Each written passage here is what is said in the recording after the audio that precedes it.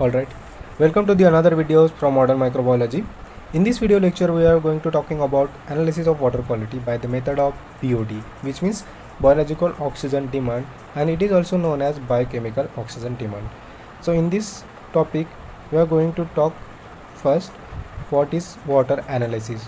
To study of chemical, physical and biological properties of water is known as analysis of water. Okay. In the water body, organic, inorganic and microorganisms are present. We know that organic, which means carbon containing compound like food, animal waste, plant waste, alcohol, sugar, etc. And inorganic, which means no carbon compound like salt in water.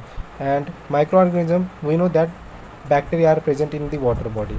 In this topic, we are talking also dissolved oxygen, which is what is dissolved oxygen. Dissolved oxygen is the amount of oxygen available to living in aquatic organism. जो water में already oxygen present रहता है उसे हम dissolve oxygen कहते हैं. Okay, dissolve oxygen को temperature affect करता है. अगर टेम्परेचर हाई अमाउंट में रहा तो डिजोल्व ऑक्सीजन कम होता है in the water body, and अगर टेम्परेचर कोल्ड रहा तो डिजोल्व ऑक्सीजन प्रेजेंट रहता है ज़्यादा compare to the warm water. Okay, so in this video we are in detail study about BOD, that is biochemical oxygen demand and biological oxygen demand. Okay, it defined as a amount of oxygen demanded by microorganism to decompose the biodegradable organic matter under aerobic condition. We know that bacteria find our food from organic compound. Okay, जो organic compound होते हैं, जो animal waste, plant waste, sugar, oils, alcohol, इन्हें oxidise करते हैं organism. इसके लिए, उस प्रोसेस के लिए माइक्रो ऑर्गेनिज्म को ऑक्सीजन की नीड रहती है. अगर वाटर में ऑक्सीजन की वैल्यू मात्रा कम हो जाती है तो वो डिमांड करते हैं इन्वायरमेंट के ऑक्सीजन से. इन्वायरमेंट से वो ऑक्सीजन कंज्यूम करना चाहते हैं, और वो ऑक्सीजन वो कितना कंज्यूम करते हैं, कितना डिमांड करते हैं, उसे हम बायोलॉजिकल ऑक्सीजन डिमांड कहते हैं. और इस प्रोसेस में हम यही मेज़र करते हैं कि ऑर्गेनिज्म ने इन्वायरमेंट से कितना ऑक्सीजन डिमांड किया है. Okay, so we can see here this is a BOD bottle. This is capacity of this BOD bottle capacity is okay. यहाँ पर आप देख ही सकते हैं BOD bottle.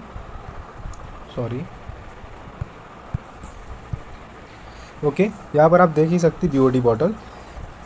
The BOD bottle is conducted by using the BOD.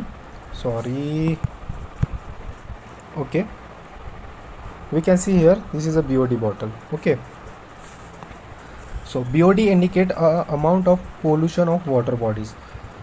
Lower BOD indicate water is good quality for aquatic life, whereas the higher BOD indicate the water highly polluted, which means अगर BOD की value कम आती है तो water good quality का है, ये हम conduct करते हैं. और हायर BOD की वैल्यू आती है तो वाटर हाईली पोल्यूटेड है, ये हम डिनोट करते हैं. ठीक है, so BOD indicate in ppm, which means parts per million और milligram per litre. Okay, BOD test is conducted by using BOD bottles.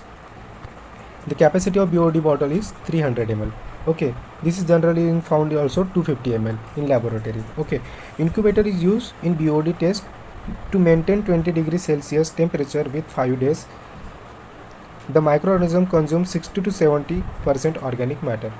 Okay, तो जो BOD जो मेथड होती है 5 दिनों तक चलती है. ओके, जो हम डिज़ोल्व एक ही दिन में निकाल सकते हैं वो पहले दिन में. डिज़ोल्व DO और BOD मतलब कुछ डिफरेंस नहीं है.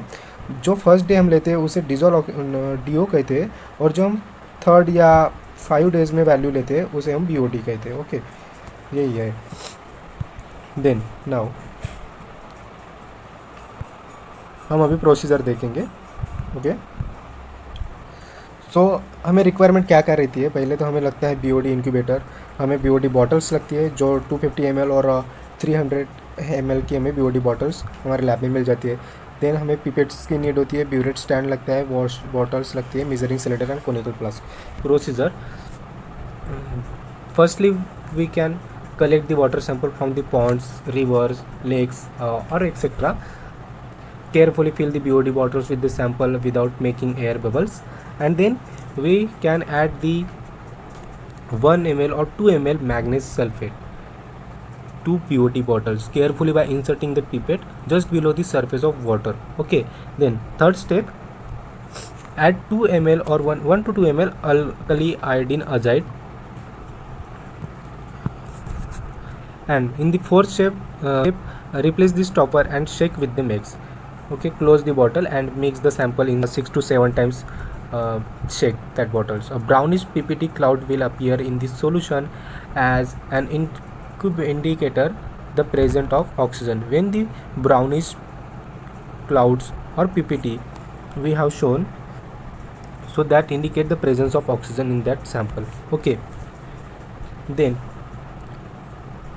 allow to brown PPT to settle out from the bottom. Okay, then add 1 to 2 ml sulfuric acid which is concentrated H2SO4. Then close the bottle, mix the solution will to dissolve the PPT. Okay, after that हम 50 ml sample लेंगे and titrate करेंगे sodium thiosulphate के साथ जिसकी normality 0.025 रहेगी. ठीक है, और यहाँ तक की प्रोसेस को हम क्या कहेंगे, डिजॉल्व ऑक्सीजन मेज़र कर ये भी कहते हैं. और ये जो 9th और 8th जो स्टेप रहेगी वो BOD के लिए रहेगी, जहाँ पर हम BOD की वैल्यू मेज़र करेंगे. ओके, ये मतलब आफ्टर 5 डेज़ के बाद यहाँ से मेज़र करेंगे. यहाँ तक हमें ये फर्स्ट डे की प्रोसेस रहेगी जो हम DO मेज़र करके रखेंगे, और ये कैलकुलेशन नेक्स्ट स्लाइड में भी देखेंगे. ओके, आफ्टर दैट समझ लो कि हम 5th डे में अभी मेज़र करने वाले हैं. तो यही सैम्पल फिर अपन इंक्यूबेट करके रखते हैं 20 डिग्री सेल्सियस पर इन इंक्यूबेटर. वो सैम्पल हम फिर से लेंगे 50 ml और टाइट्रेट करेंगे सोडियम थायोसल्फेट के साथ ही. उसके बाद टाइट्रेट करने मतलब वो सैम्पल जब तक पेल येलो कलर तक नहीं, पेल येलो आ जाता तब तक हम टाइट्रेट करते रहेंगे, वो वैल्यू मेज़र करेंगे टाइट्रेशन की. एंड उसके बाद हम इंडिकेटर डालेंगे, स्टार्च इंडिकेटर डालेंगे, वो ब्लू कलर डेवलप करेगा फ्रॉम अपने सॉल्यूशन पे. ठीक है, और फिर उसे हम वहाँ तक टाइट्रेट करेंगे फिर से जहाँ तक पूरा सॉल्यूशन कलरलेस ना हो जाए, जो क्लियर हमें दिखना चाहिए. वो वैल्यू हम फाइंड आउट करेंगे. ये थ्योरेटिकल इधर लिखा है हमने प्रोसीजर में क्या किया था. सिंपली बताओ एक बार. तो हमने पहले वाटर सैंपल कलेक्ट किया, उसमें 2 ml मैग्नीज सल्फेट डाला, फिर 2 ml अल्कली आयोडाइड सॉल्यूशन डाला, फिर उससे हम मिक्स किया, शेक किया. फिर वहाँ पर हमें ब्राउनिश PPT क्लाउड्स अपीयर हुए ऐसा दिखा. उसके बाद वो सेटल उसके बाद हमने सल्फ्यूरिक एसिड डाला. सल्फ्यूरिक एसिड डालने के बाद हमने फिर से शेक मिक्स किया और ब्राउन PPT को सेटल डाउन होने दिया बॉटम में.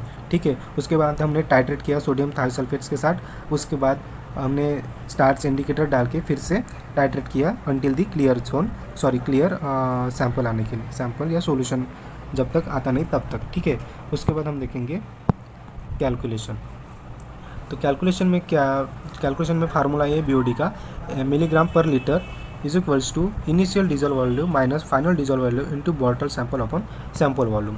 ओके, तो मैंने बताया था कि इनिशियल वैल्यू मतलब जो हम पहले दिन में लेते हैं जो DO कहते हैं उसे, एंड फाइनल वॉल्यूम जो हम BOD से लेते हैं. ठीक है, मतलब आफ्टर 5 डेज़ के बाद. तो हमें समझो पहले दिन 5 ग्राम मिला और आफ्टर 5 डेज़ 4.8 ग्राम मिला. माइक्रो ऑर्गेनिज्म ने कितना ऑक्सीजन यूज़ किया वो हम यहाँ पर कैलकुलेट करेंगे. तो 5 minus 4.8 is equals to 0.2 gram. Okay, यहाँ पर हमें 0.2 ग्राम मिला. और ये ग्राम पर मेज़र नहीं करते हैं. मैंने बताया था कि BOD जो होता है वो PPM में हम वैल्यू उसकी शो करते हैं.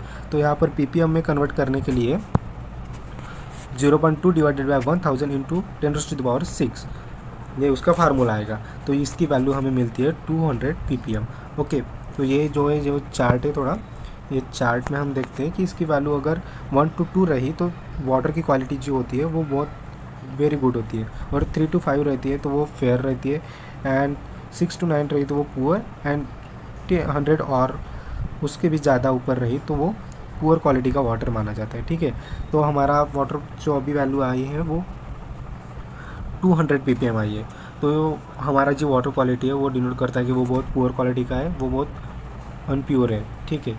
यही बीओडी का मेन एम रहता है कि वाटर की क्वालिटी चेक करना। ओके, अगले वीडियो में हम देखेंगे सीओडी। Thank you.